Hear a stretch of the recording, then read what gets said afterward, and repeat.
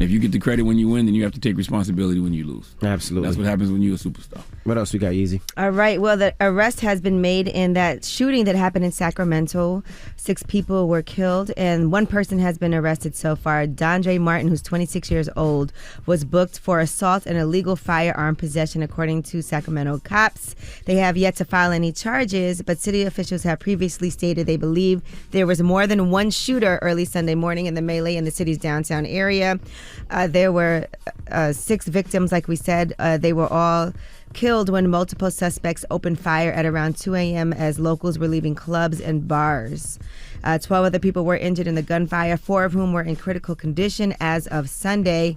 And police said Monday the surviving victims suffering from gunshot wounds range from minor to critical but stable conditions. So they have discovered hundreds of pieces of evidence at the scene. That includes a stolen handgun, and they said that investigators recovered over 100 expended shell casings at the scene. So they're still trying to put it all together. Yeah, so that's your update as far as that. And everybody's talking about how terrible this weather is. They're saying severe weather has been hitting the south, while high heat has been striking the west. So there was a new storm that moved into the south with severe thunderstorms expected. That went from Dallas to Shreveport, Louisiana, and into Jackson, Mississippi. They said there's damaging winds, large hail, and a few tornadoes as well. They said there's been ping pong ball size hail falling across Florida. I've been seeing videos. And western crazy. Texas. So again, I know this affects a lot of people who are traveling, people who have flights, but just be careful as you guys are out there. Make sure you check with your airports before you head out. All right, that is your front page news. All right, get it off your chest. 800-585-1051. If you need to vent, phone lines are wide open again. 800-585-1051. Get it off your chest. It's The Breakfast Club. Good morning. The Breakfast Club. Wake up, wake up. Wake your ass. This is your time to get it off your chest. Whether you're mad or blessed, we want to hear from you on The Breakfast Club. Hello, who's this? Hi, this is Emily Lamont. Hey, Good morning, Emily. Good morning. Good morning, how are you? What's Blessed, the matter, black, and Emily? highly favored. How are you? You don't sound too happy. What's going on? I'm going through a breakup right now. Oh. Oh, I'm sorry. What happened? Long story short, he was lying to me, hiding things from me, making me look like the bad person. I was helping him grow mentally, and even though I was hurting myself in the process, and I tried everything I could to save the relationship, but he still wanted to act up. Well, you did your best. And now I have a baby on the way. Oh my gosh. It's really frustrating. How many months are you? I am going on 5 weeks. Oh, 5 weeks. Well, Listen, take care of yourself, okay? Because that's you and your baby. So for your own safety and your health, you know, you got to put yourself first. do you want to keep it? Oh, it's I do want to keep it, but I'm kind of nervous because it's my first child. Mm-hmm. No, I wouldn't expect much from him, you know? No, he doesn't even want to be pictured. The first thing he said to me was, I already got 2. What am I going to do with another one? Well, child support his ass up. You already know what it is. Like he said, you got to do what's best for you, mama. Yeah, take care of yourself, Take care okay? of yourself. And don't feel bad about putting him on that child support neither. Yeah, he's already $600 deep in it, not to put his business out there like that, but... Not your problem. No, it's not your problem. It takes 2 to make a child. So That's It right. definitely does. That's Probably right. Step up to the plate. Well, you have a better day, mama. Thank you, and I listen to you guys every day, and you guys are very, very great on the radio station. Well, Thank we're you, sending Queen. you Thank all you. of our love and support. Absolutely. Not Hello, child who's support, this? though. You're not child Hey, support. good morning, man. I love your show, man. This is Mike from Brooklyn. Mike from Mike, Brooklyn. what's happening, King? What up? Get it off your chest, I'm Mike. all right, man. First, I want to say I'm tired of everybody mentioning Tupac name with Biggie name. I'm tired of it. That's first. It was on 2 different levels, 2 different career paths as a whole.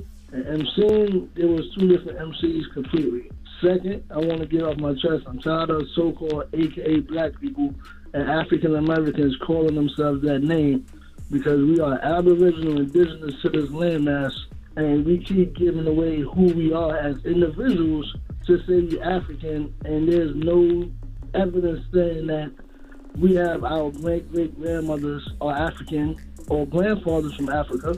So what a DNA test is? You can't do a DNA test unless you go through your mother, then your grandmother, then your great-grandmother. most of us don't even know our third grandmother or even our second grandmother. So at the end of the day, they erased us from changing our names. So it went from copper color to mulatto to colored to Negro to not even African American, just colored. Now, okay. I'm not going to debate with you on none of that, but I will debate with you on the fact that Biggie and Tupac are tied together forever because of the circumstances, of their tragic deaths. Yes. That's a fact. I'm just like, every time like Biggie's birthday coming up, nobody should celebrate his music. I get it, but every time they want to bring him up, they're gonna bring Pac up. I get it, but sometimes just let one person live by himself and let the other person live to where they have two different identities. Okay. But we keep putting them together. It's like I'm tired of it. Been 25 years. I get what you're saying, but they're just kind of intertwined. It's like a Shakespearean play. It is what it is. Like you can't help it. Like Biggie and Pac are intertwined. It is like it's forever. Get it off your chest. 800-585-1051. If you need to vent, phone lines are wide open. It's The Breakfast Club. Good morning. The Breakfast Club. This is your time to get it off your chest, whether you're mad or blessed. So you better have the same energy. We want to hear from you on The Breakfast Club. Hello, who's this? Blake from Georgia. What up, brother? Get it off your chest. Yeah, I just want to put it out there, let everybody know if you have a business idea or event you're trying to put on, don't assume it's going to be successful because you have family and friends that are going to support you. Wow. Sometimes it's not how it works. Yeah. What happened, man? So I have a fitness event. It's called Knockout Games. I do it for the first 2 years in my hometown in Indiana, thinking it's going to be successful. Didn't get the turnout I wanted, depending on family and friends to help me put it together. It was a dud. I moved down to Georgia. And it's going to be one of the biggest fitness games down here in the state. And I'm bootstrapping it all myself. No team or nothing. I have to take the handicaps off, training wheels off, to get it all done myself. That's how it always is, man. You know that. You know 9 times out of 10 you're going to get more support somewhere else than in your hometown. You know that. Shouldn't be like that, though. It shouldn't be. But. Yeah, and you can't ever expect, and I've learned this from, starting businesses, you can't ever expect the people around you that they have to do things to support you. Correct. You still got to act like you out there doing it on your own and put forth all the effort like you're not going to have that. And if they do support you, that's a great and amazing surprise. That's just the way people are sometimes. Hello, who's this? What's the deal, baby? This is Ahmad Bacardi. Ahmad, what's up? Get it off your chest, That ain't brother. your real name. Your last name Bacardi? Yes, sir. You're a liar. Why is that? Your last name is actually Bacardi, like the drink? Yes. No, not Bacardi. McCarty. Oh, McCarty. Okay, got you. All right, McCarty. Okay, that makes more sense. Get it off your chest, man. All right, what's the deal, man? I wanted to just give a shout out, man. I married the love of my life this weekend.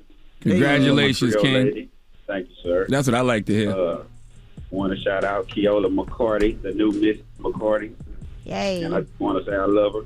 Okay. And shout out to the Breakfast Club, Angela Lee, DJ Envy, Charlamagne the God. What's up with that honeymoon, though? Where you going? I don't know. We gotta wait till the kids get out of school, man. Summertime. We gotta do it. I get it. Well, congratulations, brother, and have a good one. All right. Hey, DJ Envy. Yes, sir. I got a good gift, man. What's up with the car show, H-Town? Oh, yeah, we coming June 19th. That ain't what he asking you. He's saying give him a wedding gift, King. Bless that man. Wedding gift. What's the deal? Bless that man. You can't get that man nothing? We got you. All right. How many kids you got, brother? Uh-oh. I got 4 boys. 4 boys. What's their ages? 15, 13, 9, and 6. Okay, I got you, brother. Get that man a family pack. I got him. Calm down. I got him. Get that man a family pack for his wedding. We got you and your wife and your kids to the car show. It's June 19th, Father's Day weekend, so it's a Father's Day gift for you and a wedding gift from me and mine to yours. I appreciate it, man. And it's gonna be a slab holiday, man. I don't know if you know about the H-Town slab. I know about the H-Town slab. Trader Troopers set me up. Slim Thug said he got me. Bum B said he's coming through. Paul Wall, but I got some surprises for your ass. So if you haven't got your tickets, get your tickets. I know about the slabs. I know, but you ain't got them 88 drug dealer paid in full cars. Nobody cares, bro. You ain't got them exotics. Nobody cares. Oh man, we got exotics too, baby. But let's do it. We're gonna keep the slab going. All right, you got a little slab section. We'll see. Well, we're going to have a lot of fun, man. So get there early, and I'll give you VIP tickets. It's all fun and games till somebody pull up in Houston with an aquarium in their tires. Okay, with a shark. Hold on 1 second, all right? They're going to have a whole shark in their tires. And if you haven't got your ticket, you can click the link in my bio. Definitely get your tickets. We're going to have a lot of fun. That's Father's Day weekend. That's Texas versus New York, Trader Truth versus Envy. And we got a lot of celebrity cars that we're going to be bringing through. We're going to announce those probably the end of this week or next week, all right? Get it off your chest. 800-585-1051. If you need to vent, you can hit us up. Now we got rumors on the way, Yee? Yes, and The Game posted a very long message. He had an issue with Regina Hall's Oscars joke about LeBron's hairline. All right, we'll get into that next. It's The Breakfast Club. Good morning. The Breakfast Club. Morning, everybody. It's DJ Envy, Angela Yee, Charlamagne the Guy. We are The Breakfast Club. Let's get to the rumors. Let's talk Regina Hall. This is the Rumor Report with Angela Yee on The Breakfast Club. So listen up. Well, The Game apparently has a problem with one of the jokes at the Oscars, and this was taking aim at LeBron's hairline. Here was Regina Hall at the Oscars. You know, she was hosting, and here's what she said. You know, I was very disappointed that Space Jam 2 did not get nominated in the special effects category for that hairline they gave LeBron James. Oh my God, amazing. Now, he posted a very long post. He said, it's one thing to be a beautiful black woman as accomplished as Regina Hall is and not be able to put your foot down when pre-reading a joke clearly written for her by someone else. I'm assuming a white writer, but another thing to try and clown a truly family-oriented man of integrity, supreme character, and class on a stage where we are still not wanted and truly only get awarded when they feel they should throw the monkey a banana, as my late grandmother would put it. This is the same way they set up Chris Rock with pre-written content that I'm sure they knew would outrage Jada and Will. Guys, it's been a week. Okay, this is getting like Thanksgiving leftovers. We're not even having smart conversations anymore about this. The Game is 100% wrong about the G.I. Jane joke being pre-written. Because it's already been documented that Chris Rock was freestyling. Yeah, they said he went off script. Yeah, so that joke wasn't pre-written for him. And also the Game is assuming the writers who wrote that for Regina Hall are white. We don't know that to be true. And Regina Hall doesn't have to say anything she doesn't want to say. And if LeBron wanted to take offense to that joke, he would have every right to. Okay? Now, but has anybody been making fun of LeBron's hairline? Yeah, sure. But if he wanted to take offense to it, he could. There's different strokes for different folks. Everybody doesn't react to jokes with smoke. Yeah, and The Game, I mean, just in all fairness, I saw a lot of people in the comments also talking about some things that he said about people in his music. That wasn't too nice either. So everybody across the board in that case. What is he saying? I mean, look, I know and Melissa Ford has been openly talking about how the line he said about her and wouldn't get fired, you know, wasn't helpful to her, and people still bring it up to this day. Melissa Ford drive a Honda Accord? And she'll do anything to get in the video awards and all of that. Like, that wasn't cool for her. And so, you know, I think you can't be mad at that, but then... He was much younger then, though. Has he ever apologized for that? I don't think so, no. Oh, well. Yeah. Okay. And then other things too. I mean, you know, a lot of people say things in music and songs and stuff like that also. So I don't know how LeBron feels about his hairline, by the way, because I've never heard him talk about it. But like I said, he would have every right to be offended if he wanted to be. But everybody don't have smoke for jokes, people. They just don't. All right, now Selena Gomez did a new interview with Good Morning America, and she talked about stepping away from social media and the internet itself for 4.5 years. Here's what she had to say. One of the other things you've talked about in the past is taking a scrolling break. Yeah. You literally stepped away from Instagram. I haven't been on the internet in 4.5 years. What does that do to detox your life? It has changed my life completely. I am happier. I am more present. I connect more with people. It makes me feel normal. God bless her. She's absolutely right. She's not missing nothing. More people need to disconnect from social media. I'm telling you, the impact of social media on the brain is going to be CTE levels in the future, or worse. We have no idea what social media is doing to our brain. No clue. Now, she also talked about being diagnosed with bipolar disorder and how that helped her tremendously to have that information because it helped her have a relationship with herself. Here's what she had to say about her mental health. Growing up in the spotlight has definitely taught me so much. I can't believe that I'm where I am mentally just because how I took the necessary steps in order to kind of remove myself from that, because it's just not normal. I really want people to be understood and seen and heard. It's okay to not be okay. That's right. Salute to Selena Gomez. All right, so you guys should watch that full interview. Now, Lotto has responded to a fan who contacted her and sent a message basically saying, now you're getting too fat, too big. It's all in your arms and shoulders, making your shape not raw. Get lipo in your arms and back. You're going to look Come on, man. too wide. You're getting kind of big, my girl. Slow down. You look better slim, thick.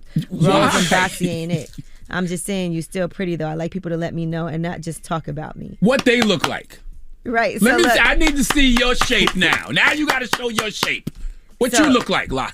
So Lotto responded, and she posted this, and she said, I thought I was losing weight looking good. Then here go this weird bitch in my DM telling me to get lipo because I'm boxy. I ain't gonna lie, sis. You struck a nerve because I'm on day 2 of my no food, just juice cleanse right now.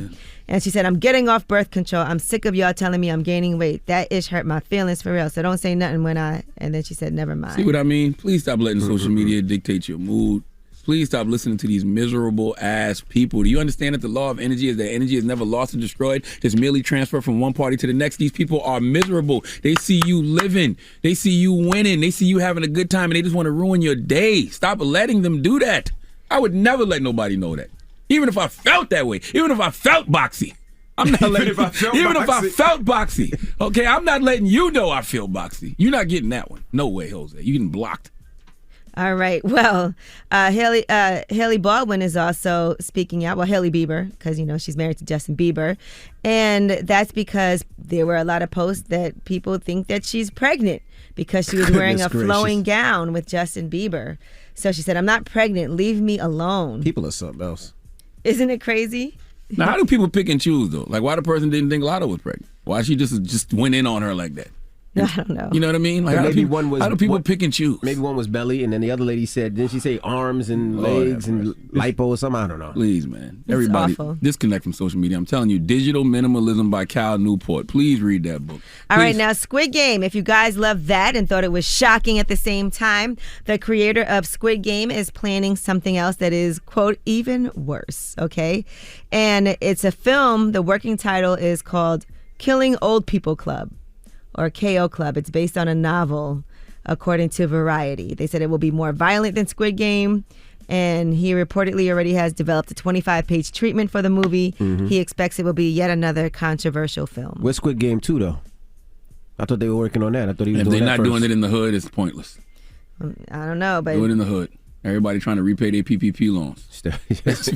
For everybody who's in the hole with PPP loans, student loan debt. That's good. That's the new Squid Game. And they got to do some wild stuff That's to get what that I'm money. saying. To get out of student loan debt and to pay that PPP loan back. Well, Squid Game and back Part child 2, support payments. There's no timeline set for the production, but they did confirm in November that it is going to happen, but there's no timeline for that second season. What would be some of the challenges, though, in Squid Game 2? I haven't thought about it, but I have the premise down. The premise is the hood, and it's all the people that owe child support, PPP loans, and student loan debt. Okay. Maybe y'all should start a challenge up here. The two of you. No, I mean, we should submit a script, but they got it, I'm sure. Yeah, I'm sure. All right, well, that is your rumor report. We could always do a parody movie, though. Do our own. I ain't doing no movies with you. We can produce it. I know how it ends. I wouldn't call you anyway. I'll call Mike Epps. Salute to Mike Epps. Mike Epps is great. Oh, Deion Taylor. They're great at those parody movies. All your movies, I know how they end. How? All right. You know. All right. I don't know. We What got are you rumors talking next. I don't know either. We got front That page was news rumors. next. We got front page next. What we talk about? Yes. You know, Easter is coming up. And remember those Cadbury's cream eggs that are so popular? Have y'all ever ate those? No. Around the holidays? Mm-mm. I did used to love those, but it looks like shouldn't eat those anymore, and we'll tell you why. All right. We'll get to that next. It's The Breakfast Club. Good morning. The Breakfast Club. Your mornings will never be the same. I teamed up with Zyrtec for this allergy relief message. Springtime brings vibrancy to the air and pollen, so I take Zyrtec when allergy symptoms start. Save the tissues and live vibrantly with Zyrtec. Starts working at hour 1 and stays strong day after day. Morning, everybody. It's DJ Envy, Angela Yee, Charlamagne the God. We are The Breakfast Club. Let's get in some front page news. Now, last night, NCAA basketball tournament, I went to sleep halftime. Me too. North Carolina was up by, like 16. But Kansas came back and bust their ass. Kansas won last night, 72-69. Yeah, I went to sleep before the first half was over because North Carolina was up so much. I woke up this morning. You couldn't tell me North Carolina wasn't going to be the men's national champions.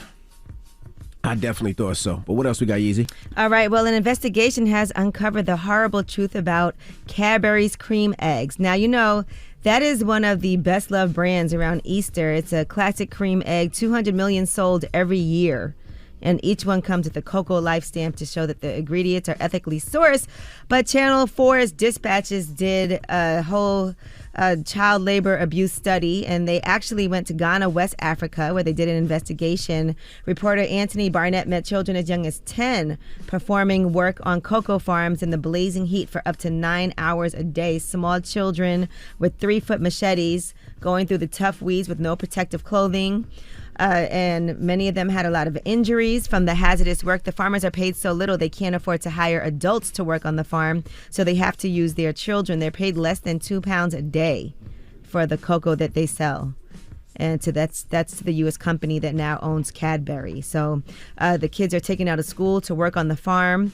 And there were also cases where it wasn't children belonging to the family, but they bought kids from elsewhere to work on the farm. You know, if y'all started to dig into, goods that are produced by child labor, it's a lot of stuff we would have to give up. Y'all do know that, right? I am sure. Like, why is it just an investigation into Cadbury?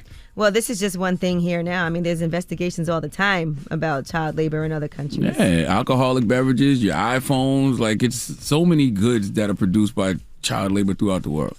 Yeah, and there's nothing wrong with bringing attention to those things and letting people know about it so that perhaps everybody who eats these every year, like we said, 200 million sold every year, and Easter is coming up. I wonder who knows, right? Because when you do an order, right, when you place an order in something overseas, you place that order, you don't know who's doing the work. You most of the time, people don't get a chance to visit.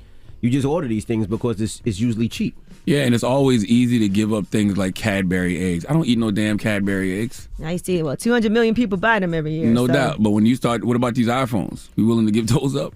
Well, let's see. I mean, I don't know the story behind that. What's going on with the iPhones? Look it up. Like child labor is all throughout the country. Like this isn't new. Yeah, this isn't new. This isn't a new conversation. All right, now MSNBC host Tiffany Cross has held a panel about the conversation of Will Smith's Oscar slap, and here's what she had to say about why white people should sit this one out.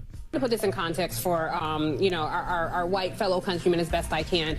And really, truly, Black America, there is a commonality amongst us all. And if we went to a white person's home and it was their family dinner and we were sitting there at the table and the mother hauled off and slapped the father, and everybody at that table has an opinion. You know, the sister is like, Mom, you always do this. And the brother is like, I can't believe you guys are doing this. And dad is like, you're terrible. If I weigh in as the guest in this home and I say, yeah, you guys are terrible, everybody's like, I'm sorry, when did you get an opinion? I highly disagree, Tiffany. Newsflash, Oscars is white business. It's big, broad, mainstream American business. Everyone was watching that, especially white folks. And contrary to our popular belief, the Oscars is still so white. Everybody in the world can weigh in on the Oscars. Like we're actually the guests at the Oscars. All right. Well, that was something that was very controversial, and I saw that on social media. With that was controversial? Yeah, a lot of different people were weighing in on it. It ended up going viral, that clip. Some people agreed, some people didn't. What was controversial about it? I mean, some people were saying that this is not a race thing, and so we shouldn't make it a race thing, and some people were in agreement with her, saying that how Black people relate to each other is something that white people should sit out. Yeah, but to say that is white people can't weigh in on it at the Oscars, it's the Oscars. It's like, is there a whiter show? Now, they all did agree, though, on the panel that violence is not the answer, and they all did condemn Will Smith for slapping Chris Rock also. Mm-hmm. All right, well, that is your front page news. All right, now when we come back, comedian Earthquake will be joining us.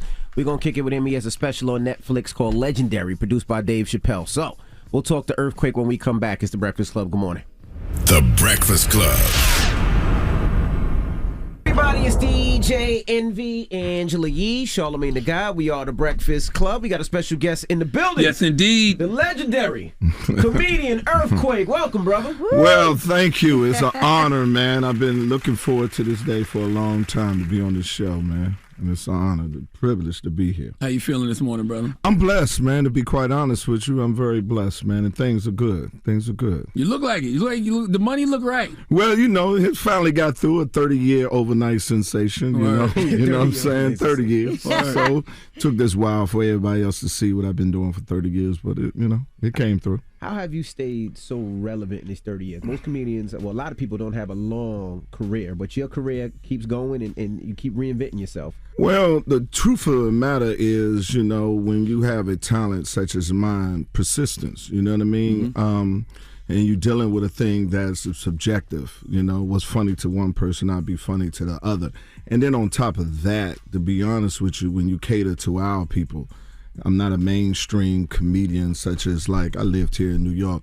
I didn't do the clubs that here. I always did, like, our clubs, the night clubs, where our people are entertaining them. And it takes a longer time to get to that point. And to be quite honest with you, the 30 years, none of the people who my consumers and people see on TV shows or networks to give me the necessary breaks when it was needed. Well, that's changed now. Oh, yes. Oh, and yeah. when it rains, it pours. Oh, man, it's in there. It's sweet over here now. I ain't lying to you, Charlamagne. It's lit. You got the sitcom coming? Yes, I got the sitcom. I got, I'm doing my tour, my first tour that actually is mine with one of y'all friends here.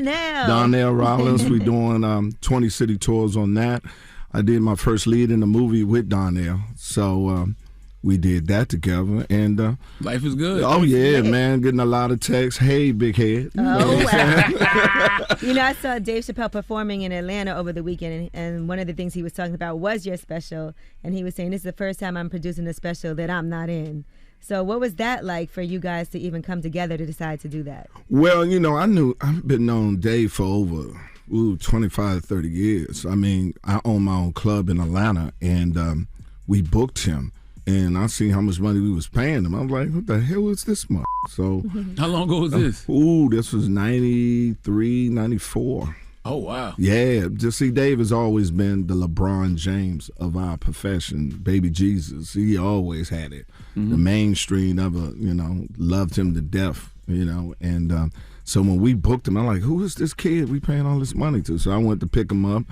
And we started kicking it. And then when he stepped on stage and I heard his first joke, I said, I see why they pay him that kind of money. This is interesting, though, because a lot of people say they didn't feel like Dave came up through the black circuit back in the day. Well, he didn't, but my club was more or less, I put comedians on that was comedians on, though it was an urban club.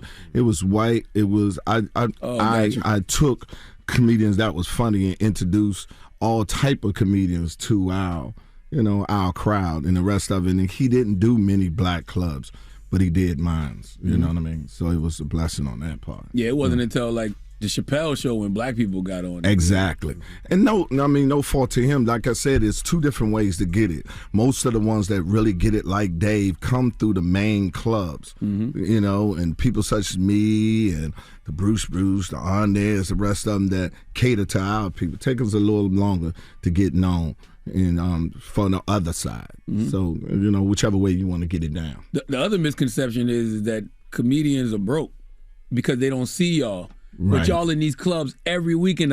One of the strangest things to me recently is watching, you know, Kanye fans go at DL and they're like, you irrelevant, you broke. I'm like, DL probably richer than all of y'all. I know he richer than I know he is. Yes. I mean, all you got to do is do the math. Club hosts 350 people. Charge $40. You ask for 90% of the door, and you do 8 shows. A weekend. So, you know what I mean? I was pulling $3 million in a year, you know, and didn't even nobody know who I was other than the people that knew who I was. Yeah. So I had already exceeded my expectation for my life. You understand what I'm saying? Does the IRS know about that number? Oh, yeah, they do. Yeah, they know. Yeah, they know that. Yeah, well, no, they knew that before. They came in when my ex-wife snitched on me. She said, he does not pay his taxes. I was like, oh, Lord. Yeah, man, first day of trial.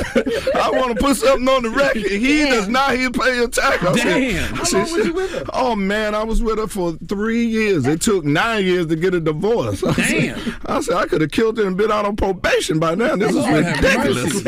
I said, this is ridiculous. But that was the first day of trial. She turned me in. Best thing ever happened. Made me turn myself in. How much did you owe? You had to actually go and say, okay, this is what it was? Or? No, you go and you get you a tax lawyer and say, listen here, man. How much did you have to pay? I owed close to $4 million. Woo! So, but no, everybody against Trump. But when Trump passed passed that tax bill and they gave that forgiveness. I got forgave.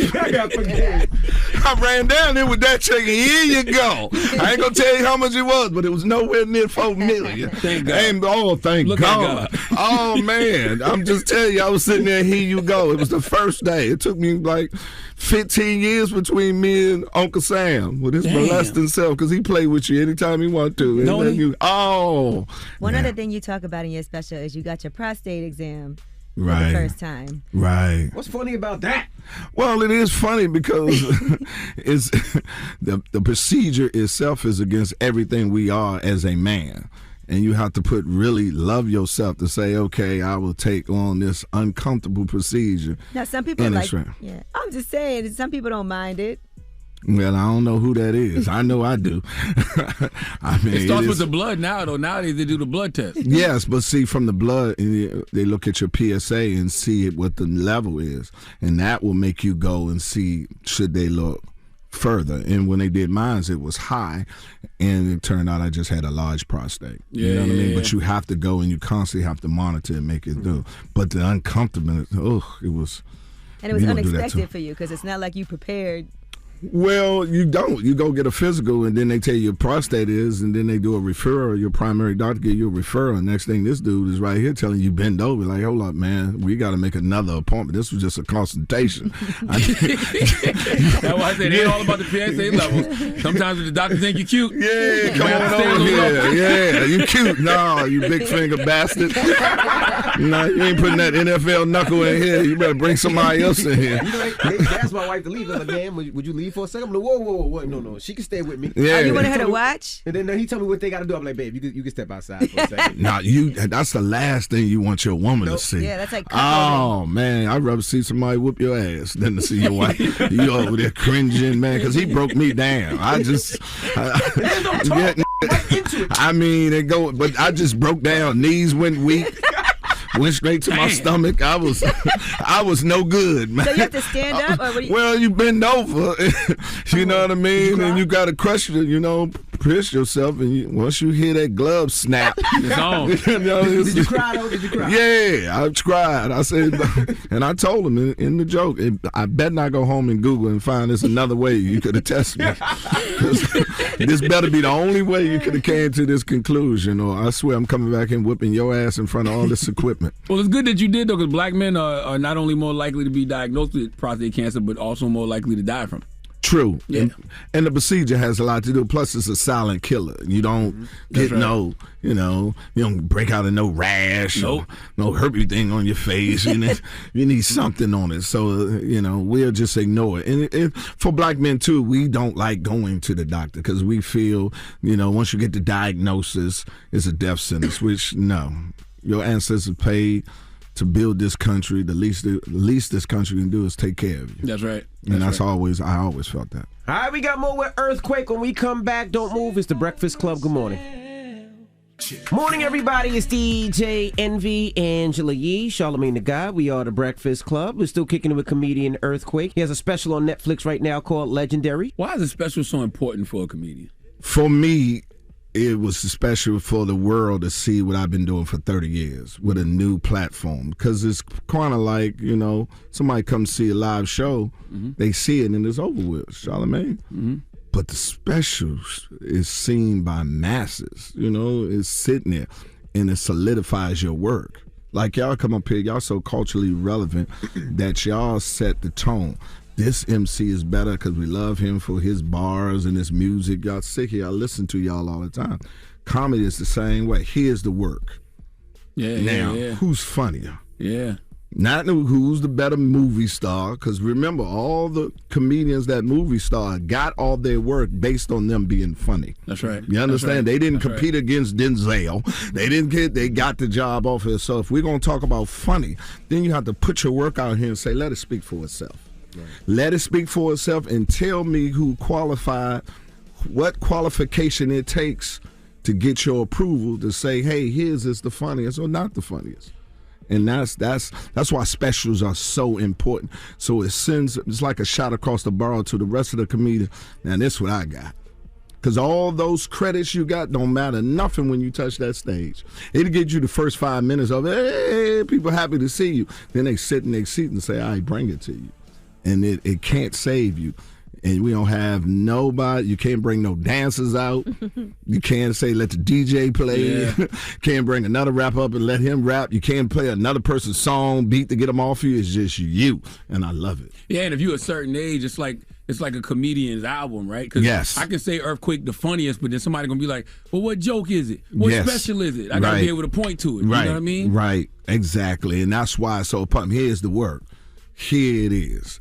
Now put it on here. And it don't matter how many movies you've been in, what TV show you got. In our world, that nothing matter if you say you the funniest. Why's your name Earthquake?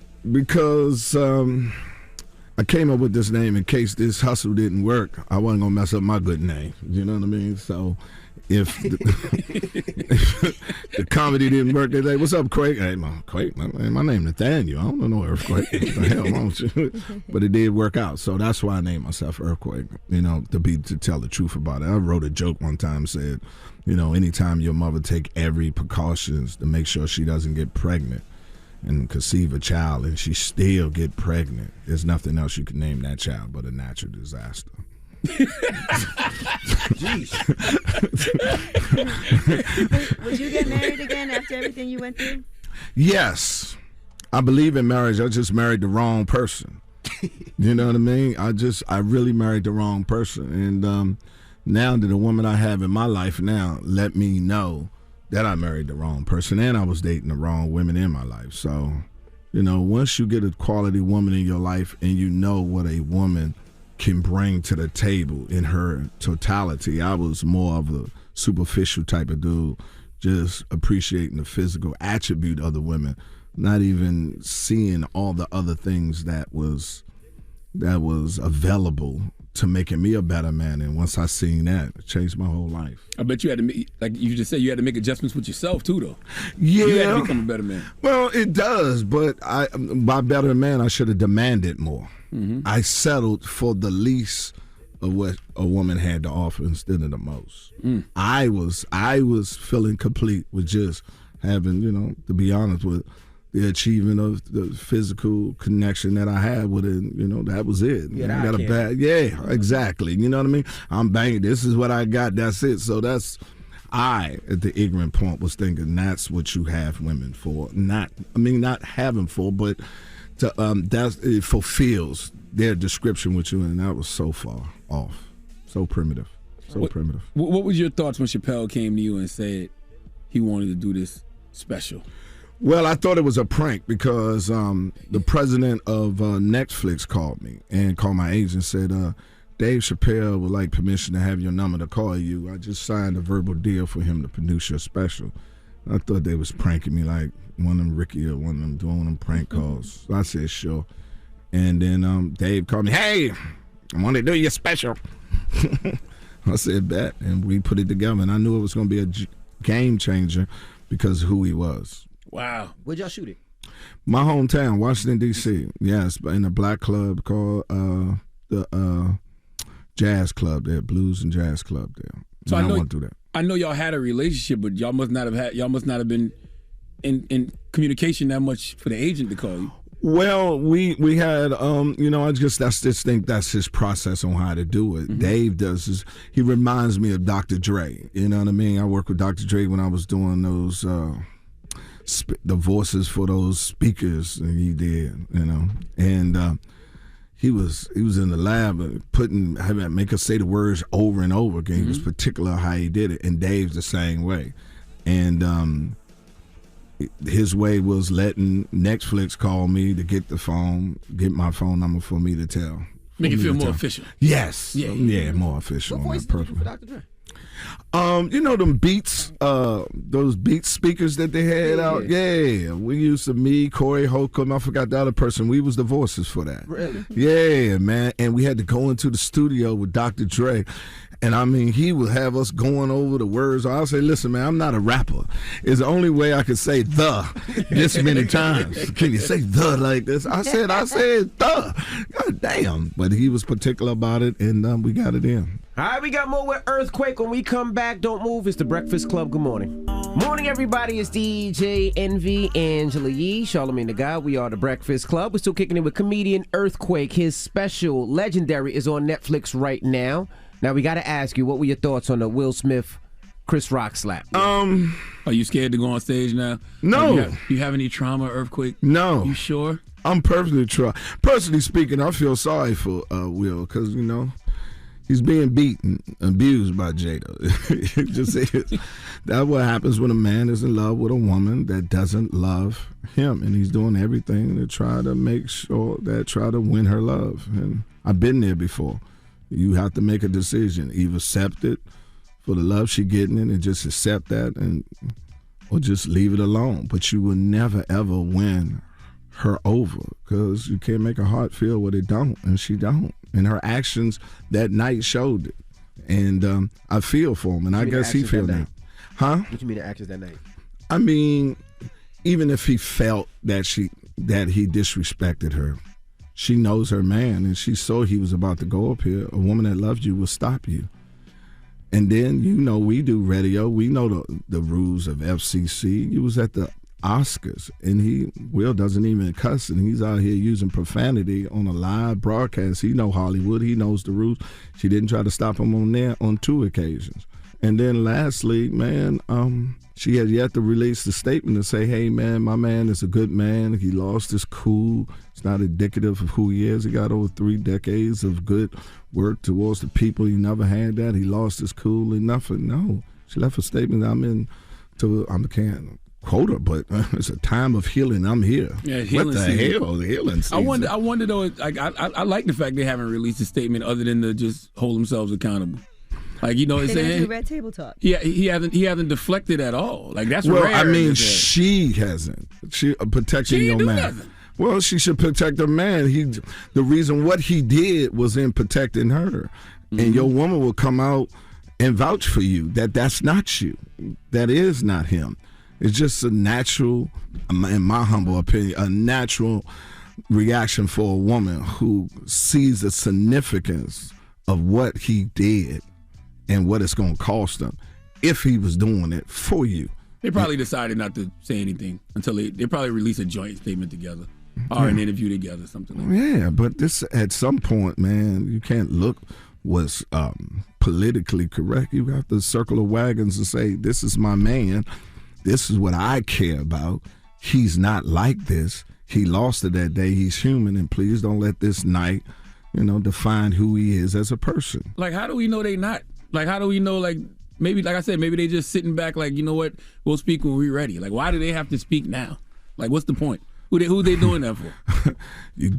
You're doing it for your husband, because your husband is taking it to the face right now. He's losing projects.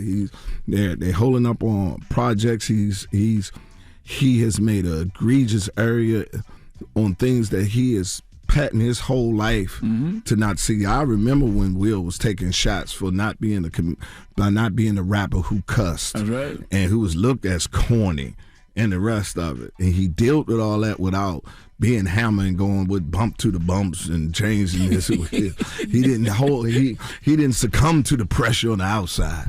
This is Will. Get jiggy with it. Parents don't understand cussing on national television at the Oscars. The place that he felt that he was going to be the trophy for the best actor. I mean, he came from a rapper to a movie star to a television star, and then got recognized as his highest level. Yeah. Yeah, not justifying what he did, because what he did was wrong, but clearly that shows you something was wrong. Yeah. Something was off. Your woman, listen, man, we all seen them dudes that you better not say nothing to their woman. Their woman can't even hold him back when he gone. He jealous over his woman, this man. I used to say this all the time. I say, man, that woman, I take pictures with women all the time, man, and you could look at the dudes that you could just see. He'll kill everybody in here for her. And I just own him. I'm like, listen, I'm just hugging her right now because I don't have enough bullets to stop you from coming, because I see the love in your eyes. You will kill everybody in here for her. So let me put my hand down while you click that picture with me. You see him. She knows him. She known for my man. There's women out here known for my man. My man will kill you over me. I have to control him. What are your thoughts on all comedians right now? A lot of comedians attacking her. Why not? And my problem with our women, because I've never dated nothing but black women, but my only thing is, y'all got to stop harboring these fugitives. If they wrong, they wrong. You understand? Because we talking about her, we don't mean we banishing all black women. So let that fugitive out here deal with the consequences of this, because you harboring that fugitive inside. And let's bring her on out here to be properly dealt with. It's just that simple. Well, the main thing I think for me is Chris Rock also. You know, because I think it's a shame that he was up there. He was like kind of flustered after that, and I felt like nobody protected Chris Rock when that happened, because they were able to sit back in the seat and just watch the rest of the show, go out and party. But that has to be devastating for that to happen. His kids seeing it, family seeing it, you know. Of course. That is the main thing. Like, now what happens, that should never have been okay to let the show go on. Well, Will knew who he could slap, where he could slap. You can also, in my humble opinion, he knew who was running the production. He knew it was Will Packard and certain people he felt that he can get away with. You knew that when he assaulted Chris and then turned his back and walked off. There's no one else. Everybody know Chris is not that kind of. We call him Switzerland, because Chris don't want no problems, man. Chris. But that's how we always felt about Will too. Yeah, until that moment, and then until that moment, we always felt the same way about Will. But when you got that devil in you and that woman that don't love you, she sicked them on him like a pit bull. Go get him. Took the leash off of him. Y'all really believe that? I know that. He was laughing until he looked over and then she said, "That's funny." Oh, okay. Go get him. And she sat back. And she's put the pit bull on him and he was biting him and sat back down. And she set him back down and looked at it and laughed. That's why when Chris said, you know, Will just came up here and slapped the shit out of me, she laughed. Like, hey, see that I got that power. Say something to me again, I'll sick him on you again. I'll sick him on you again. Down, boy. If you were Chris, right? Mm-hmm. Would you press charges and sue Will? Oh, hell yeah. Yeah, right. I mean, I'm suing everybody. And the Oscars. Oh, man, the Oscars, ABC for showing it. That's emotional distress. Man, you listen, he is Chris Rock. You damaged my brand. That's right. I'm going to live with this punch. That's forever. Right. It's gonna be show. I need $200 million from him, $100 million from the Oscar, right. and another $100 million for ABC for showing it to everybody. That's right. If you can delay the words, you could delay the slap. You wanted to show and then bad enough, you let him sit down there and still watch the show, then gave him an award and let him speak longer than anybody else. I need $200 million. I need it all the way through. I need $200 million. He still hasn't spoken about it. No. And so he spoke on it. I'm still processing it. That's As a man that's been through legal processing, that's right. that means I'm just letting it wait when I'm gonna drop it on it. I'm still processing it and this. That's trauma. He getting all his ducks in a row. Yeah. So when he land that lawsuit, boom. Boy, he got all them lawyers looking down. Let's drop it on him now. We got everything together. This the time, baby. Come on, you want to slap somebody? Yeah. Oh, man. You gonna pay how much you think you love her. Oh, Lord have mercy. These are gonna be the most expensive red bottoms you ever paid for. You think it is? Hey, I'm coming up in there. You better get it. I will sue everybody. All the fees that put it out. Oh, man. Earthquake, ladies and gentlemen. Thank you for having me. It's an honor, man. Been wanting to be on your show for a long time. Not as a colleague, but as an artist, because y'all, you mean a lot to people's career. Because y'all could have been up here. Yeah, you could have came up here Like, anytime. by the way. Man. Yeah, I was waiting. I was waiting for the invitation, and it's been an honor, man. And tickets on sale right now for the legendary tour featuring Donnell Rollins, starring Earthquake and Please. And it's an honor and a privilege to be up here with you, brothers and sisters. Angela. Thank you. Well, it's Earthquake. It's the Breakfast Club. Good morning. About time. What's going on? Rumor report. This is the Rumor Report with Angela Yee on the Breakfast Club. Well, Andy Cohen yesterday ended up apologizing during Watch What Happens Live. Now, he offended nurses. One of his guests was Sierra Miller, who is a nurse and member of the cast of Bravo TV's Summer House. And here's what he had to say. You're actually a nurse? Yeah. And this is what you look like? Hey, man. Wow. So he was telling her how beautiful she was and was surprised that she was a nurse. Well, a lot of nurses on social media responded, some of them posting their own pictures, and they were offended that he was acting like she couldn't be this attractive and be a nurse. And here is Andy apologizing halfway through the show. Just want to say before we go on, I have offended the nurses of America and internationally. I apologize. I was merely mentioning that Sierra looks like a supermodel. I know that many nurses look like, it is no condemnation of nurses. All nurses are hot. All nurses are hot. All nurses have the biggest hearts in the universe. Hear, hear. And they are beautiful inside and out. I am sorry if I offended anyone. By the way, that's how I know Andy's gay. Because stereotypically, nurses have always been hot. When you watch pornos and stuff like that. I knew you was gonna say that. It's the truth, though. Even Biggie said, you know, the nurses is loving me, giving me sponge bath. Like, nurses have stereotypically always been hot, especially in porno movies. Yeah, and that's the hot Halloween. That's the hot Halloween Yes, the hot costume. That's what you want your woman to role play as. Like, yes, nurses have always been stereotypically hot. Remember when Envy came as a nurse one year for Halloween? That I don't remember. She made that up. All right, Cardi B's legal battle against Tasha K is continuing, and she did also win a gag order.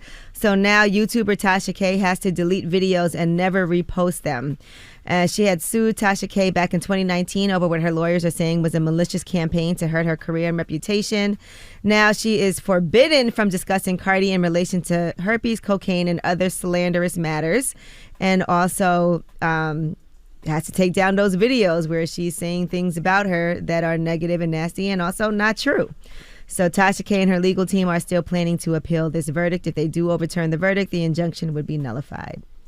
So you do know the verdict not getting overturned, right? I know. Oh, okay. I don't even understand why. How is it still going on? I don't know why she's wasting her money on the appeals and stuff either. Like, it feels like sometimes you just have to take the L and take say, the L. You know what would be big if you just said sorry. I did make things up. You know, your documents showed you never had herpes. I was saying things that were not true in an intent to be malicious. And I hope this is a lesson for everyone. But that's not going to happen. Would it be big if she paid $1 million? Whatever, how much she owes, that'd be big. It's like $4 million or something like that. That'd be big. She paid that $4 million. All right, now Tiger Woods is taking another step toward the first tee Thursday morning to play in his 24th Masters opening round. He's been practicing. They're saying that he looks really good. You know, this is a big deal because he had that major car crash. Mm-hmm. And so this is something people thought he would never even be able to really walk again. So for him to even be able to play golf again, and they said that more than 35,000 people were on the grounds yesterday just trying to get a glimpse of him, even just practicing. So this would be huge for golf if he does end up playing on Thursday. And so we are praying that that does happen for him. All right, 50 Cent has blamed incompetent Stars Network for the Power Book 4 Force episode leak. He was furious when he learned that episode 9 of Power Book 4 Force had been leaked. He went on Instagram, you know how he does, and he shared a screenshot of a Twitter that read, "Somebody leaked episode 9 of Force, and I'm telling you, this is the best episode this season. If you have Stars, you can watch episode 9 of Power Force." And he, of course, went and expressed his frustration with Stars in the caption. "See, they leaked the episode again. These people are incompetent. I went to Harvard, so the F what SMH." He said, "I went to Harvard, so the F what SMH." Oh, okay. So he was going. Oh, he's saying like the executive saying, "Oh, I went to Harvard." Yeah, exactly. Yeah. All right. So yes, once again, he's upset at at Stars. It's an ongoing thing, I feel like. Mm-hmm. All right. Now, Amy Schumer has revealed the one joke that she was not allowed to tell at the Oscars. And I do have to say, I don't think this joke would have went over well. Do you guys want to hear it? Sure. All right.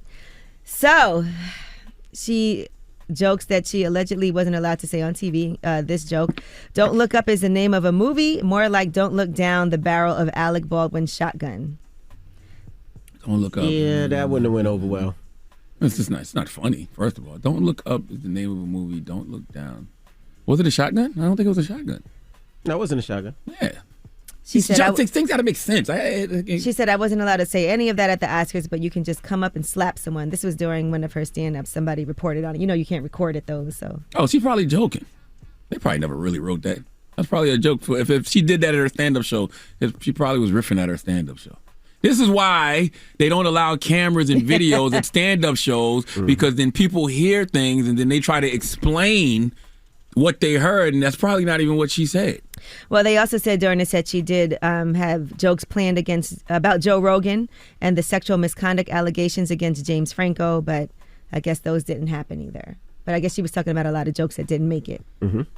All right, well, that is your rumor report. All right, thank you, Miss E. Charlamagne, who you giving that down to? Man, 4 after the hour is a prime example of why you cannot become what you claim to hate.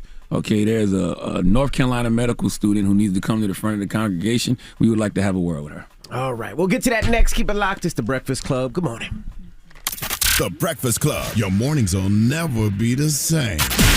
If you're a true music lover, you live for that connection with your favorite music and artists. Now, thanks to OneOf and the NFT revolution, that connection is about to get much deeper. Learn more about OneOf, the new Greene NFT platform built for the music community at oneof.com. I was born a donkey. It's the donkey of the day.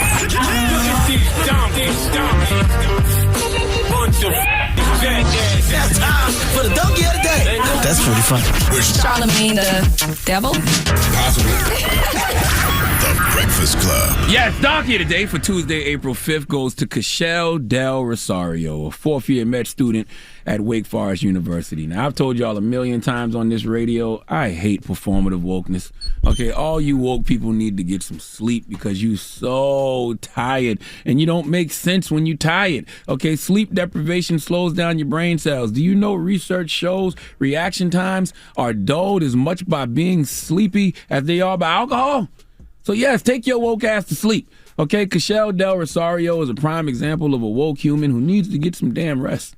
Okay, see, Cashel, according to the Daily Mail, is an apparent transgender rights advocate who last year published an essay calling on the Senate to protect trans health. Good for her. Okay, that's a cause she believes in. That's her bag. I respect her advocacy. But what I don't respect is people becoming what it is they claim to hate. I repeat, I respect her advocacy. But what I don't respect is people becoming what it is they claim to hate. Let me explain. See, Cashel said a patient mocked her she/her pronoun badge. So Cashel went to Twitter and tweeted this. I had a patient I was doing a blood draw on. See my pronoun pin and loudly laughed to the staff. She, her, well, of course it is. What other pronouns even are there? It. I missed his vein, so he had to get stuck twice.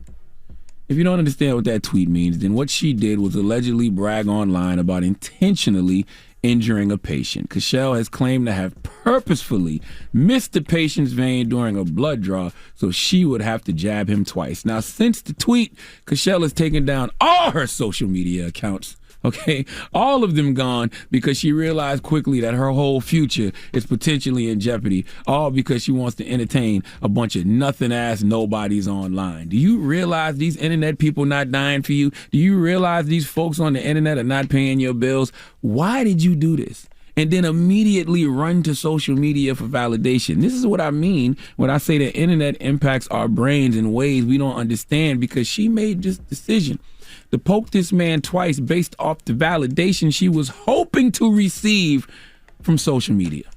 People, our lives are not reality shows. Okay, everything is not a scene to be shared on social media. We spend so much time worried about what people on social media are thinking that we forget to actually think for ourselves. Not to mention, Cashel, you're a trans rights activist, right? So what you want is equality, and you want, trans rights to be protected. Well, maybe you should be the change you want to see in the world. Maybe you should practice what you're preaching. Okay, you wouldn't want any harm to come to a trans person over what they believe, so why would you harm a patient for what they believe? Last I checked, doctors had a duty to care, not discriminate, even though we know they do. Okay, the black maternal death rate shows how much doctors discriminate. All right, systemic racism is a key risk factor for maternal death and illness. So you are fighting against discrimination of trans people, but then you discriminate against one of your patients because they mocked your pronouns. You do know with that mentality, you're not fit to be a doctor, right? Last I checked, it was illegal for a physician to refuse services based on race, ethnicity, gender, religion, or sexual orientation. I would assume it's also illegal to hurt a patient because said patient said something you don't like. All right, you can't act like you're better than this patient because this patient mocked your pronouns. Okay, all verbal. Maybe you could have used that opportunity to teach, but instead you used it to not only try to hurt him, but you used it to perform for social media. You cared more about your relationship with the internet than you did your relationship with your patient. That's not the kind of doctors I want in our medical system. Okay? This young lady, Cashel Del Rosario, is aspiring to be a medical doctor. She graduated in 2017 with a bachelor's degree from the University of Virginia, and now she's about to throw away all that hard work for you diseased digital D-heads? Come on, man. I tell y'all all the time, I am not the highest grade of weed in the dispensary, nor am I the strongest Avenger. There is a lot of things I don't know. In fact, right now, one of the things that is perplexing me the most is why we don't talk about Bruno. Okay, I asked my 6-year-old and 3-year-old why we don't talk about Bruno, and they said because he left the family or he turned his back on the family. I'm like, are y'all watching Encanto or Goodfellas? The moral of the story is, I don't know much, but I do know that darkness cannot drive out darkness. Only light can do that. Hate cannot drive out hate. Only love can do that, okay? MLK Jr. tried to tell us, Cashel, when they go low, you either going to go high or medium. But in your position, okay, as an aspiring doctor, you can't take it to the floor with them, all right? Simply because you're supposed to be better than that. But in this moment, you aren't. All right, you let hate and poor judgment create in you the character you have imagined in your enemies. And nobody is going to suffer the consequences of that but you. Please give Cashel Del Rosario the sweet sounds of the Hamiltons. Oh, now you are the donkey of the day. You are the donkey of the day. Yee-haw. All right. Well, thank you for that donkey today, sir. Yes, and in case you're wondering, Wake Forest said it is aware of the incident and taking measures to address this with the student. It is unclear if Del Rosario will face disciplinary action. All right. All right. Well, thank you for that donkey today. Now, when we come back, Bomani Jones will be joining us. He hosts HBO's Game Theory Sunday nights at 11:30 Eastern Time. Mm-hmm. So we're going to talk to Bomani when we come back. All right? Don't move. It's The Breakfast Club. Good morning. The Breakfast Club.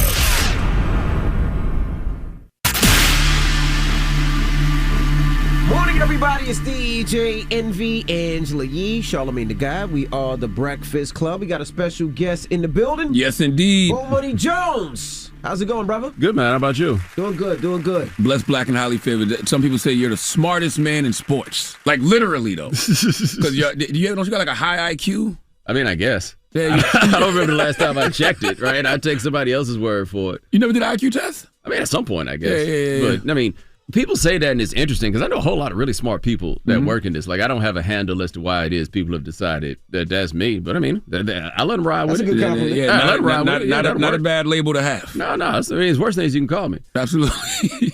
Absolutely. So, of course, you host Game Theory, your own show on HBO, but we got a lot to talk about today. Let's start off with some basketball. All right. What's going on with the Lakers, man? Why they look Waste so of a bad? question. Wastable question? No, man, question. Because dudes is old. Like, when they got that team together. LeBron's still scoring over 30 points a game. So yeah. Even though he's old, he's still busting ass. He's still there. But, like, with Russell Westbrook, it was like, if you've been watching, you knew this was going to happen. Like he was old. He was at that point, but what he could do was he could put up numbers that would make you think he was better than he was. So you're like, we're still putting up 25 and 10 and 10. What's the big deal? They give up more points when he's out there than they do when he's not, like the sum total. So, like, that's the big one. And then with LeBron, there was a time when having LeBron meant you were a championship contender, simply on the fact of having him. The league got better. Having him doesn't even necessarily guarantee you get into the play-in, like, let alone the playoffs. That's right. It doesn't guarantee that anymore. So, like, with him, everybody rolls up. He's still really good, but he's not as good as he used to be. Ain't no insult in that. And so now they're sorry. Yeah. I never thought that they were going to be good. I said that from the beginning. As soon as they assembled that team, I was like, they'd be a little better than this. Everybody's like, the Lakers and Nets in the championship. I'm like, no way. No, the thing was they wasn't good last year. That's right. Right, they wasn't good last year, and they got a dude who ain't good no more. And people are like, all right, cool, well, it's on. Okay, buddy. Now, what about the Nets? Brooklyn Nets. What's your thoughts? How do we know, man? Like, they just got your man back. We'll see how it goes. Like, they should, in theory, win the East. Like, Kyrie and Kevin Durant really should be enough for you to win the East. You would think. Even when you got more complete teams, though, like the Bucks. Hey, man. You know, the Nets don't play no defense at all. Yeah, and I said that last year, and then in the playoffs, it got going. Like, if Kyrie plays last year, they win it. And that's even with Harden out there on a bad leg. They probably win it all last year if they didn't. The thing that gets me about the Nets is they're not interested. Like, forget about, like, just the straight basketball. They got all those dudes that they've had there. They're in this city. I mean, the city don't care about them, but they're here, right? Like, all of this stuff. But they're not interested. Like, there's no fun to it. Like, Kyrie, we used to have Space Cadets back in the day, but they were funny, right? Like, we would laugh at them when they, like, if we had a dude in 1995 wearing Ankh earrings and talking the stuff that Kyrie was talking, he would also have jokes. My man don't ever have no jokes. He's serious. Right. And so like, he means every word of that craziness, right? So then we look at them, and it's like, okay, when y'all are good, y'all are really good, and it's cool to watch. But you don't see anybody that's just like, yo, I love them. Yo, that's my squad. That's the wildest part about it. When they went to Miami in the way that they did, they became villains. And so, like, if you roll for the bad guy in the movies, you could ride with them. If you roll for players trying to get money, you would ride with them, right? Or doing what they wanted to do. You had all these reasons that you could jump in and love them. Don't nobody love these dudes. Probably don't even love these dudes. Yeah, they don't have it's no culture there. And what you said is very true. I think the reason people don't love them is because I don't think Kyrie loves the game. And the reason I say that is because he's always finding an excuse not to play. He said this week, can we get another day off in between games? I'm like, yo, you just got back and started playing back to back. When that dude missed a game, I think it was either last year or this year, I can't remember. But he missed the stretch of games for personal reasons. And, you know, once people say that, it's kind of like, okay, guess we got to let that ride. Yeah. And then we looked up and it was his birthday. Now, I don't know if the personal reason was his birthday, right? I have no confirmation of that. But when we look up and realize it's your birthday, it's, dog, no. You don't want to take a day off on your birthday, though? I work more than 82 of them. like that's the whole thing about it. Hey, man, you play in the NBA every day, your birthday. After the game, it's going to be your birthday, too. And I think that's why when certain commentators are hard on him, like the Shannon Sharps, the Stephen A. Smiths, I think what they're essentially trying to say is he's always finding a reason not to play. So let's not say it's the vaccine and he's taking a stand. Like, if it wasn't the vaccine, it would be something else. Yeah, we also getting old. And we are at that point where we look, like every now and then something happens with a player or a dude, and I'm just like, man, I just want to put my arm around you and be like, hey, young fella, let me run a little game by you, right? Yeah. With Kyrie, if you were like the age, like Stephen A's hard on him, right? You know, you mid-50s, and you look at a dude like this, it's hard to just look at it as just like a straight ahead, this is somebody my age that's doing this. It's hard not to look at it like, man, these kids is out here on some bullshit, man. Like, I just don't understand why they behave like that. And I'm just old enough to look at Kyrie and be like, hey, little brother, let me come over here and holler at you. But he would be the dude that if you tried to holler at you would tell you that you didn't know nothing. Yeah, but I mean, even if you are older, it's like LeBron has been the face of the league for however he's been, right? But for 15 seasons, he only missed 71 games. Right.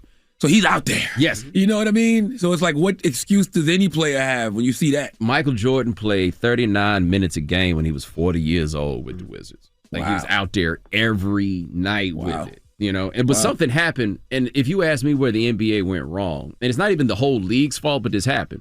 When the Warriors won 73 games and didn't win a championship, the regular season stopped mattering. I think for a lot of people. And I think for a lot of players, like the idea of winning as many games in the regular season, what's that matter? Only thing that matters is you win the championship, right? And so that load management stuff was overrated. It wasn't that many people like truly missing games, and it was only like 2 or 3 of them that you actually cared about if they missed a game. But you see it. We don't watch regular season games with anticipation. So have you ever looked at the New York ratings on the Nets? Like when they play on TV, nobody watches. Like, it's hard to get people charged up about the regular season. Like, everything the NBA wants, except for the Lakers being good. Like, they prefer that, but you don't have that. But in the East, you finally got the East back. You got a good team in Miami. You got a good team in Philadelphia. You have a good team in New York, even if it's the Nets, right? But they're still here.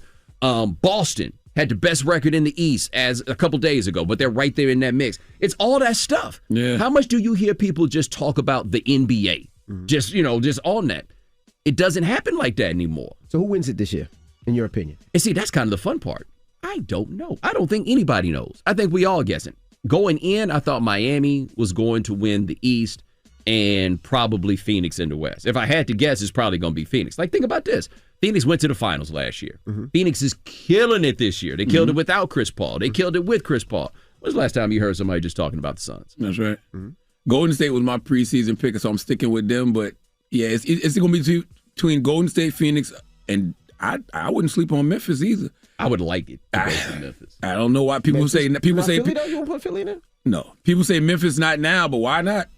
And I just want good things to happen for the city of Memphis. Like, there's something about a place, like I'm from Houston, right? We country and we don't hide it, and it's fine. Memphis is on a whole nother level of that one, right? Like, this is who we are. This is how we get down. It's really not like anybody else. All of this stuff. And they got a basketball team that look like, I mean, they scream and whoop that trick at basketball. That's right. That's NBA games, right? Like, not playground games, NBA games. Yeah, I want them to win. I would love for them to win as much as they possibly could. All right, we got more with Bomani Jones when we come back. Of course, he hosts HBO's Game Theory on Sunday nights, so don't move. It's The Breakfast Club. Good morning.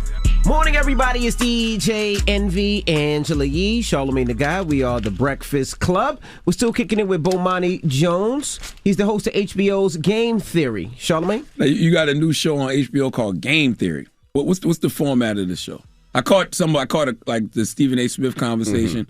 Well, so what's the format? Is that like it's an interview show? Or? It's got interviews. Like, okay.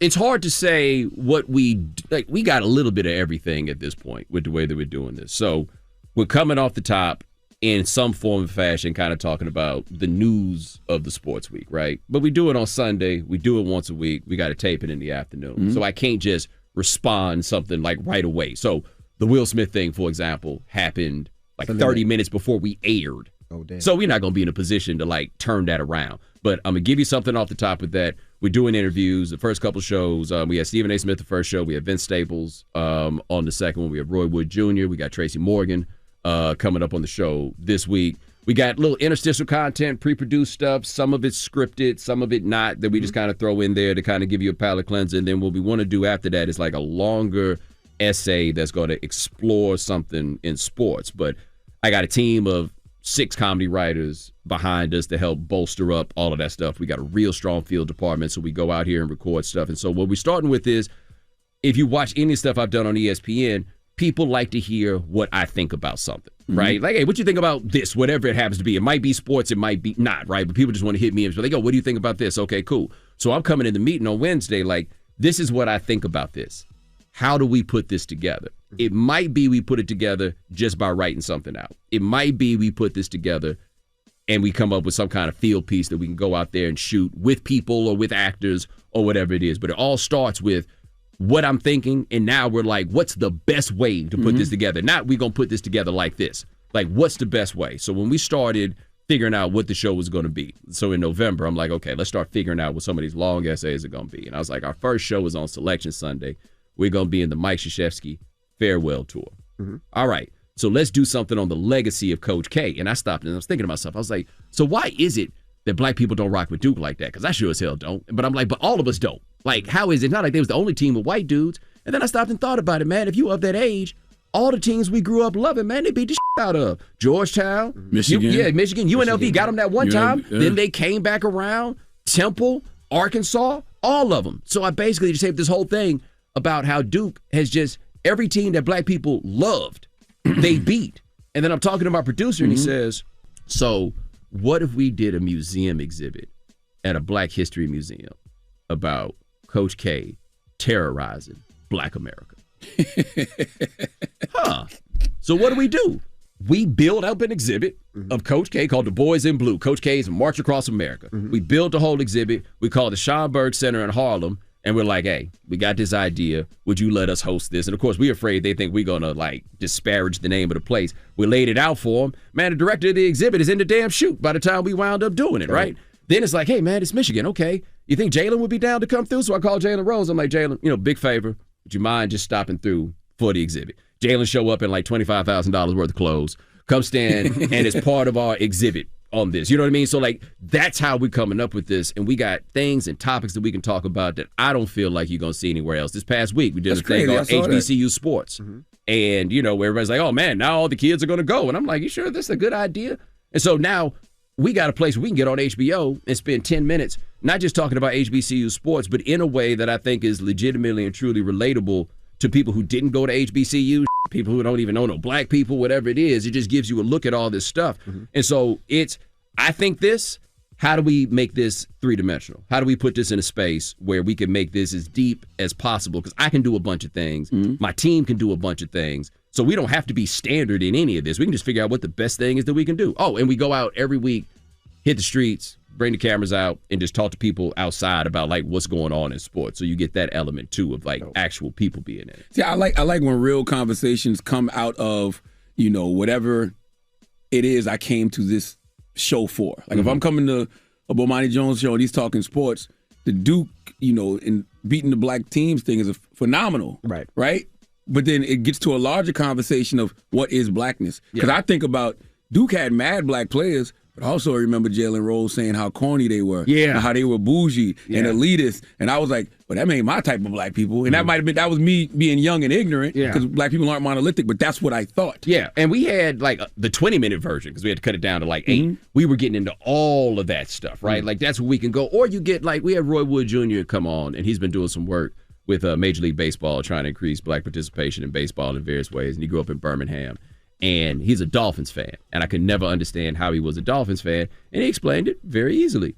Well, you know, growing up when I grew up in Birmingham, the GDs wore black, the Bloods wore red, the Crips wore blue. Okay. Cowboys, Steelers, Cowboys, 49ers, Raiders, all off the map. Can't rock with those, right? And so then that winds up me. I didn't have a chance to get into it, but a cat I know with a cat he knows who basically became like middle management GDs and explaining how all these, you know, so now we're having this discussion that goes into all these places because sports are the entryway into this stuff. And then we can go to other places and you're not going to be particularly successful like with a mass marketed straight ahead sports show. There ain't that many people that are into it. Like with ESPN, you go look at the numbers of people who watch shows from day to day. The numbers aren't bad, obviously, but it's not, nobody's watching, like, it's not 5 million people watching SportsCenter or something like that. But it's people that watch repeatedly over and over again and make that network a part of their lives.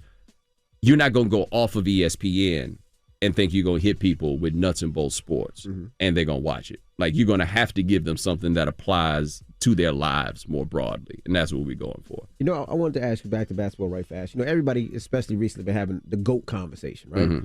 LeBron James, Michael Jordan. What's your thoughts? Why? It's Michael Jordan. This isn't a discussion. Like, I think it's a discussion for you if LeBron is the guy of your era. And I'll admit, you take it back like 13 years ago. I sat and I broke it down. I was looking at like all these different attributes of a basketball player. And I was like, LeBron's better at this than Mike. LeBron's better at this than Mike. All that stuff. You run through it. Man, then you pull up a clip on YouTube of Mike, and you're like, all right, I was tripping. My bad. Like, none of, like, in the final argument, none of that stuff really matters in the same way. Like, you try to itemize it. You can try to go to your basic stats or whatever it is.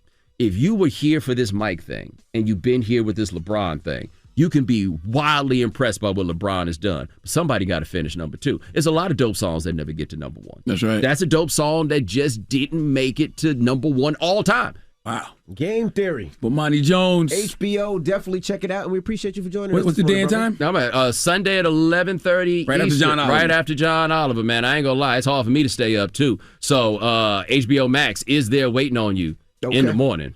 All right, Bomani Jones. It's The Breakfast Club. Good morning. The Breakfast Club. Morning, everybody. It's DJ NV Angela Yee, Charlamagne the God. We are The Breakfast Club. Let's get to the rumors. Let's talk Netflix. It's time. She's spilling the tea. This is The Rumor Report with Angela Yee on The Breakfast Club. All right, well, Netflix has created a short-ass movie section after Pete Davidson starred in an SNL sketch over the weekend that was struggling to find a movie that isn't longer than an hour and 40 minutes. One kind of movie I'm always looking for, and that's a short-ass movie. A really short movie, like at most an hour 40. Give me that short-ass movie. A short-ass movie, a really short movie, cause you know I ain't gonna sit here and watch no long-ass movie. Found a flick about to pick it, but right before I click it, I look down right below the line, and that's when I see the runtime. 3 hours, 27 minutes? Bro, you must be crazy. No thanks, I'm gonna watch a short-ass movie like Driving Miss Daisy. I'm not pushing. That's why I love Marvel TV shows on Disney Plus, because they be an hour and they really be like short ass movies. That's it. Even on the plane now, they have a category where you can pick a movie that's under, I think, an hour or under 2 hours now, so you can watch a short ass movie. I enjoy that. When I'm on the flights now, I just watch like series instead of watching movies sometimes because I know I'm not going to have I'll probably fall asleep. Nah, they got some good movies on the plane. That's why I said watched King House Richard. of Gucci, and that was really long. I didn't like that. Get into Marvel You didn't like TV House of shows. Gucci? I fell asleep. Even if you're I not a liked it. Marvel fan, they got great shows. Moon Knight is currently on Disney Plus right now, 1 hour long. You It's still great. gotta watch King Richard, bro. You haven't seen King Richard? Yeah, you do need to watch that. Would you like to see King Richard, Envy? How many times have you seen it? See, this is what I'm saying. This is What? where it How many was going. times have you I've seen seen it? it twice. Oh, okay. Is it long or is it a short movie? It's actually long. Okay, no doubt, True. Okay. Any other questions? No, just asking. Okay. You watch it on a widescreen? Are you guys done? It was a wide. Or are you finished? One time it was wide. So it's a one time long it was- movie on a widescreen. One time it was a widescreen. One time it was Got a you. little King screen. Richard. King Richard. You saw it twice and enjoyed it. Loved it. I did. All right, ladies. Now, Lawrence Fishburne hurt. and Jackie Weaver are going to be starring in the Sterling Affairs about the disgraced LA Clippers owner, Donald Sterling. It's a 6-episode limited series about the downfall of Donald Sterling. Boo. Clippers always want to do what the Lakers are doing. Okay, the Lakers got a great show on HBO right now. Drop on the clues bombs for Winning Time. My man Rodney Barnes. That's another great show if y'all not watching, if y'all want to see a short-ass movie. Winning Time is great. Okay. Well, I think this could be an interesting one. I'm excited to see it on FX. Mm-hmm. And I like Lawrence Fishburne. All right, now, NBA Hall of Famer Chris Webber, his memoir, By God's Grace, is being developed into a TV series ahead of the book's release November 15th. It's being shopped to networks and to streaming services as well. So I think that could be pretty interesting. It focuses on his youth and journey as part of the University of Michigan's Fab Five, from amateur athletics to national championships. It'll tackle the triumphs and hardships of a life and career spent chasing basketball greatness while examining many of the most topical issues of equity between schools and players. I'm here for that because the Fab Five is a part of our childhoods. Period. Like the Fab Five is culture. Always have been, always will be. I am here for anything to do with the Fab Five. All right, and Kevin Hart has added more dates to his tour, Reality Check, and that's because of high demand. He said, breaking news, demand has been so crazy, we added more shows in Reno, Detroit, Nashville, Houston, San Antonio, Dallas, D.C., Atlanta, Miami, and Chicago. Tickets went fast the first time, so don't sleep on this. Love it. All right, and Kanye has dropped out of Coachella. He'll no longer be performing, and so now there's an open headliner spot. And, you know, he said he went to pull the plug on that performance. And they said Travis Scott was supposed to join Kanye on stage, so now that's out of the question as well. It's unclear why he is backing out, but he's been going through a lot of different things in these past few months. So Your Uncle Charlotte told y'all this 2 weeks ago that was going to happen. that he was going to drop out. Yes, I told y'all he was either going. I told you all this was going to play out. You're going to get the message about him going to seek healing. You're going to he's either going to drop out of Coachella or they're going to remove him from Coachella. One of the two. I said all of these things. I but thought y'all Jason Lee said it wasn't true. said what? That he wasn't going away to do any. Yeah, but the story still came out. Is what I'm saying. Well, you know what I'm saying? I wasn't going to Coachella anyway. The story still 2 weeks ago. I said this, what but the about story Coachella? still came out. Maybe. We don't talk about Bruno or Coachella. You don't talk about Bruno. I still don't know why we don't talk about Bruno. I know why we don't talk about Coachella on this show, but I don't know why we don't talk about Bruno. All right, now this was really sad. A Ring video captured a robbery, and the gunman got away with the money that a woman needed for her paralyzed son. This is outside of this woman's Houston home. That Houston was so police are hoping that disrespectful. somebody will recognize that robber. Now, he ambushed a 53-year-old woman who had just arrived at her house. She said he jumped out the car on me with a gun, and he said, B, I'll blow your head off. She asked us to blur her face and only use her first name because the suspect is still out there. She's obviously terrified.